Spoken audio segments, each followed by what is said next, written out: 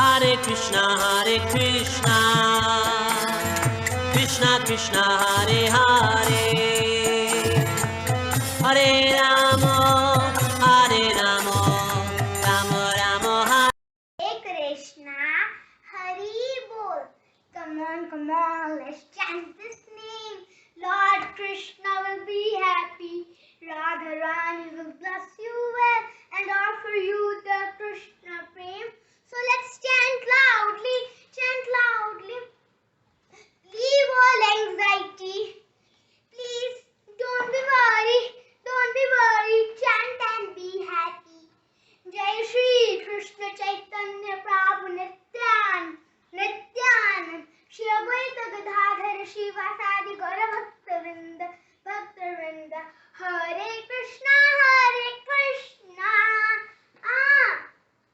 Krishna Krishna Hare Hare Hare Rama Rama Rama Hare Hare. Please chant with me. Hare Krishna Krishna Krishna Hare Hare Hare Rama Rama Rama Hare Hare. बोल बांके बिहारी लाल की जय। जय जय श्री राधे श्याम, सबको मिले श्री वृंदावन धाम। हरे कृष्णा। हरे कृष्णा। आपने मेरे पिछले वीडियो में सुना कि कैसे महाराज परीक्षित और सुखदेव गोस्वामी की वार्तालाप स्टार्ट होती है और महाराज परीक्षित अनेकों क्वेश्चन पूछते हैं सुखदेव गोस्वामी से। सुखदेव गोस्वामी उनके हर प्रश्न का उत्तर देते हैं और ये जो प्रश्न है ये मैं ट्राई करूँगा अपने फ्यूचर वीडियोस में कवर करने की, क्योंकि ये जन्माष्टमी मंथ है तो मैं इसमें स्पेसिफिकली भगवान श्री कृष्ण की जन्म लीला कवर करना चाहता हूँ। तो इसके संदर्भ में जो महाराज परीक्षित सुखदेव गोस्वामी से क्वेश्चन पूछते हैं वो इस प्रकार है। महाराज परीक्षित जो हैं सुखदेव गोस्वामी से प्रार्थना करते हैं कि हे भगवान, आप मुझे विस्तार में भगवान श्री कृष्ण की जन्म लीला के बारे में बताइए, जिसमें उनका जन्म कैसे हुआ, कब हुआ, एक स्थान से दूसरे स्थान वो क्यों गए, कैसे गए, और इसके बाद वो लीलाओं का भी आप विस्तार से वर्णन कीजिए जिनमें उन्होंने अनेकों राक्षसों का वध किया था। जब सुखदेव गोस्वामी ये प्रश्न सुनते हैं तो बहुत प्रसन्न होते हैं और कहते हैं, राजन तुमने बहुत सुंदर प्रश्न किया है, क्योंकि हम सबको भगवान श्री कृष्ण के बारे में जानना चाहिए और सुनना चाहिए। जैसे कि कोई व्यक्ति जब भोजन करता है तो उसको संतुष्टि प्राप्त होती है, तृप्ति प्राप्त होती है, स्वाद आता है, वैसे ही भगवान श्री कृष्ण की कथाएं हैं जिनको करने से वक्ता को संतुष्टि प्राप्त होती है, शुद्धता प्राप्त होती है, सुनने वाले को संतुष्टि और शुद्धता प्राप्त होती है और क्वेश्चन करने वाले को शुद्धता और संतुष्टि प्राप्त होती है। तो ऐसे जो है सुखदेव गोस्वामी महाराज परीक्षित को अप्रिशिएट करते हैं और भगवान श्री कृष्ण की जन्म लीला का वर्णन शुरू करते हैं। तो वो कहते हैं, जब भगवान श्री कृष्ण इस पृथ्वी पर अवतरित होने वाले थे द्वापर युग के अंत में, तब इस पृथ्वी पर राक्षसों का बोलबाला था और कंस जैसे राक्षसों का इस पृथ्वी पर राज्य था और पृथ्वी माता जो है बहुत दुखी थी। तो इसी संदर्भ में पृथ्वी माता जो है गाय का रूप लेकर रोती हुई दुखी भाव से ब्रह्मा जी के पास पहुंचती हैं और कहती हैं, हे भगवान, मैं कंस जैसे पापी राक्षसों के बोझ को अब और सहन नहीं कर सकती, आप कृपया करके मेरी सहायता कीजिए। जो व्यक्ति मांसाहार करता है, जुआ खेलता है, मदिरा पान करता है, अवैध संबंध रखता है, वो जो है पृथ्वी पे बोझ होता है, जैसे कि कंस था। तो इसी संदर्भ में वो ब्रह्मा जी से हेल्प लेने गई थी। तो ब्रह्मा जी उनको कहते हैं कि इस संदर्भ में मैं आपकी कोई हेल्प नहीं कर सकता, इसके लिए हमें जो है भगवान विष्णु के पास जाना पड़ेगा। तब ब्रह्मा जी सभी देवी देवताओं को, शिव जी को साथ लेकर भगवान विष्णु को मिलने के लिए रवाना होते हैं। और जब वो क्षीर सागर के तट पर पहुंचते हैं तब वो वहाँ पे बैठकर भगवान विष्णु का ब्रह्मा जी जो हैं ध्यान करते हैं। और विष्णु भगवान जो हैं ब्रह्मा जी के हृदय के द्वारा उनको संदेश देते हैं कि कि जिन्होंने मेरी उत्पत्ति की है, जिन्होंने मुझे पैदा किया है, वो परम भगवान श्री कृष्ण पृथ्वी पर अवतरित होने वाले हैं। तो आप सब देवी देवताओं को आदेश दीजिए कि वो भी जो हैं पृथ्वी पर अवतरित हो जाएं, ताकि वो भगवान श्री कृष्ण की लीलाओं में उनकी सहायता कर सकें। जब ब्रह्मा जी को ये संदेश मिलता है तब वो सब देवी देवताओं को बताते हैं इसके बारे में और उनको आदेश देते हैं पृथ्वी पर अवतरित होने के लिए। और दूसरी तरफ पृथ्वी पर देवकी और वसुदेव की शादी हो रही होती है। जो देवकी है वो कंस के जो चाचा हैं, जिनका नाम देवक था, उनकी बेटी होती है। और कंस जो है इस शादी से बहुत खुश होता है, बहुत प्रसन्न होता है। वो देवकी और वसुदेव को बहुत सारे गिफ्ट देता है, जैसे कि 400 घोड़े, 400 हाथी, 10,000 घोड़े जो कि आभूषणों से लदे हुए होते हैं। इनके अलावा वो देवकी को 200 दासियां देता है उसकी सेवा के लिए। वो इतना प्रसन्न होता है कि वो वसुदेव और देवकी से प्रार्थना करता है कि वो उन दोनों को उनके घर तक छोड़कर आएगा। और वो उनका सारथी बन जाता है और उनको लेकर रवाना हो जाता है उनके घर की तरफ। अब हम अगर इस पिक्चर को देखें तो ऐसा लगेगा कि ये तो बहुत ही खुशहाल, खुशी भरी फैमिली है। तो ऐसा ही देवता सोच रहे थे ये कंस कर क्या रहा है। अगर वो इतनी सेवा करेगा देवकी और वसुदेव की, तो कहीं उसको वैष्णव सेवा का फल ना मिल जाए।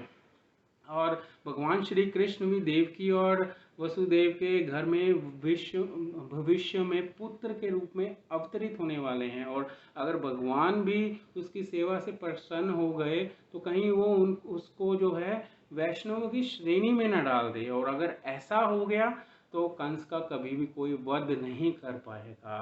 तो अब वो बहुत परेशान थे, सारे जो देवता थे।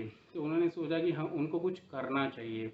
तो इसी संदर्भ में वो आकाशवाणी करते हैं, जिसमें कहते हैं कि हे मूर्ख कंस, तुम क्या कर रहे हो। तुम अपनी बहन और वसुदेव की इतनी सेवा क्यों कर रहे हो। तुम्हें पता है इनका जो पुत्र होगा, 8वां पुत्र, 8वीं संतान, वो तुम्हारा काल बनेगा, वो तुम्हारी मृत्यु का कारण बनेगा। और तुम इनकी इतनी सेवा कर रहे हो। जब कंस ये आकाशवाणी सुनता है ना, तो उसका जो जितना भी प्यार होता है देवकी और वसुदेव के लिए, वो सब उड़ जाता है, गायब हो जाता है। और वो एक हाथ से देवकी के बाल पकड़ लेता है और दूसरे हाथ से तलवार निकालता है देवकी को मारने के लिए। अब आप सोचिए, अगर हम होते कंस की जगह पे इस सिचुएशन में, तो हम क्या करते। शायद हम भी सेम ही चीज़ करते, क्योंकि हमारे मन में भी कहीं ना कहीं कंस जैसा राक्षस बैठा है। क्यों बैठा है? क्योंकि हमारा मन बहुत कमज़ोर है। हम मन के कंट्रोल में हैं। जैसे हमें मन कहता है हम वैसे करते हैं। हालांकि होना क्या चाहिए, मन हमारे कंट्रोल में होना चाहिए, जो कि नहीं है। मन जैसे हमें कहता है हम वैसे करते हैं। हम समझते हैं कि we are the best, I am the best, मेरे जैसा कोई है ही नहीं है, मैं तो कोई गलती कर ही नहीं सकता। चाहे मैं सब कुछ गलत कर रहा हूँ पर मुझे अपनी गलती कभी नहीं दिखती उसमें। मुझे लगता है कि मैं तो बिल्कुल सही कर रहा हूँ, मेरे जैसे तो कोई है ही नहीं। जैसे कि एक बार एक लड़का था, उसके दादाजी थे जो उसको बहुत इंसिस्ट करते थे कि तुम ना हर रोज़ भागवत गीता पढ़ा करो, बहुत ज़रूरी है पढ़ना। पर वो लड़का जो था वो कहता, दादाजी मेरी अभी उम्र क्या है, मतलब मैं जब आपकी उम्र का हो जाऊंगा, मैं जब बूढ़ा हो जाऊंगा, रिटायर हो जाऊंगा, तब मेरी एज है भागवत गीता पढ़ने की, अभी नहीं, अभी तो मेरी एंजॉय करने की एज है। तो दादाजी कहते हैं ठीक है। तो वो कहते हैं कि ठीक है, कल से तुम ना उनकी ना कोयले की खानें थी, तो वो कहते कि तुम कोयले की खान में आओ मेरी, वहाँ मेरी आके मदद कराओ। तो वो लड़का बोलता है ठीक है दादाजी, मैं कल से आऊँगा। तो जब अगले दिन वो कोयले की खान में पहुंचते हैं और लड़का पूछता है दादाजी मैं आपकी कैसे मदद करूं। दादाजी उसको एक बाल्टी दिखाते हैं। तो बाल्टी जो है ना अंदर से कोयले की जो राख है ना उससे वो काली हुई होती है। वो बाल्टी बेसिकली कोयले को एक जगह से दूसरी जगह लेके जाने के लिए यूज़ होती है, जिसके कारण पूरी कालक से अंदर से काली हुई होती है। तो दादाजी वो दिखाते हैं उसको बाल्टी, कहते हैं ये बाल्टी लो और वो नीचे कुंड दिख रहा है ना, वहाँ जाओ, वहाँ से पानी भर के लेके आओ। तो लड़का कहता है ठीक है। वो जाता है, वो पानी भर के जाता है, कुंड से पानी लेता है और आता है, दादाजी मैं पानी ले आया। दादाजी देखते हैं, दादाजी कहते हैं पानी तो है ही नहीं इसमें। तो लड़का सोचता है मैं पानी तो लेके आया था, ये पानी गायब कहाँ हो गया। तो फिर दोबारा जाता है और लेके आता है, बोलते दादाजी मैं पानी ले आया, और जब फिर देखते तो पानी फिर गायब।